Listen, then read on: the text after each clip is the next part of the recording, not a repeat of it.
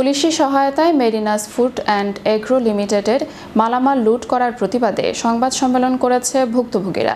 সকালে রাজধানীর পল্টনে মেহেরবা প্লাজায় এই সংবাদ সম্মেলন করা হয়।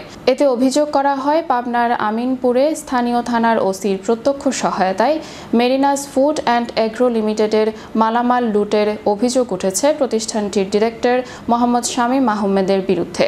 এ সময় শ্রমিক কর্মচারীরা তাদের পাওনা বেতন ভাতার দাবি জানালে তাদের মারধর ও মিথ্যা মামলায় হয়রানির ভয়ভীতি দেখানো হয় বলে অভিযোগ করেন শ্রমিক নেতা শেখ নাসির উদ্দিন। তারা জানান, শামীম আহমেদের কোম্পানির বাকি 4 জন ডিরেক্টরদের নিয়ে কখনো কোনো মিটিং না করে একক সিদ্ধান্ত নেন কোম্পানির একক স্বৈরাচার নিয়ন্ত্রণে পরিচালিত করছেন এবং অন্য ডিরেক্টরদের সাথে তিনি কখনোই কোম্পানির জবাবদিহিতা করেন না।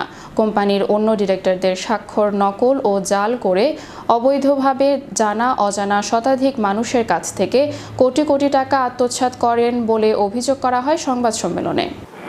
কোম্পানির বাকি ডাইরেক্টরদের নিয়ে কখনোই কোনো মিটিং করে সিদ্ধান্ত নেন না। তিনি তিনি একক স্বৈরাচার নিয়ন্ত্রণে পরিচালিত করেছেন। ডাইরেক্টরদের সাথে তিনি কখনোই কোম্পানির জবাবদিহিতা করেন না।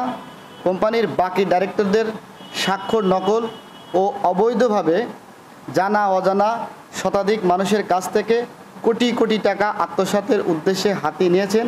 কিন্তু উনি মামলাটা কীভাবে নিলেন আমার বোধগম্য নয়। যার মামলার আসামি হিসেবে হারুন ভাইকে গতকালকে অ্যারেস্ট করা হয় বা ওনাকে থানায় নিয়ে যাওয়া হয়, তো বিষয়টা আসলে আপত্তিকর এবং হাস্যকর বটে। আমিনপুর থানার পুলিশের সহযোগিতায় ও সেনাবাহিনীদের সহযোগিতায় যে অবৈধভাবে আমার শ্রমিকদের কোনো নোটিশ না দিয়ে তাদের যে পাওনাদারি আছে সেগুলো না দিয়ে জোরপূর্বকভাবে তারা ওখান থেকে মেশিনপত্র নিয়ে অন্য জেলায় চলে যেতে চায়, সিরাজগঞ্জ জেলায়। আপনারা জানেন যে যদি কোনো মিল কারখানা এক জায়গার থেকে অন্য জায়গায় চলে যায় 5 কিলোমিটারের ভিতরে যদি যায় তাহলে তাদেরকেও নোটিশ করতে হয়।